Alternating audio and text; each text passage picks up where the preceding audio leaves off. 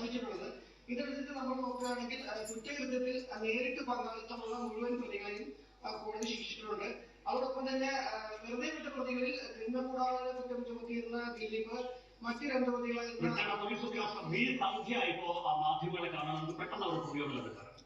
തീർച്ചയായിട്ടും അവര് അഭിനന്ദനം അർഹിക്കുന്നുണ്ട്.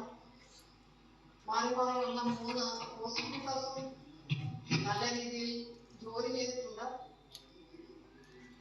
ഈ ഒരു കേസിലൂടെ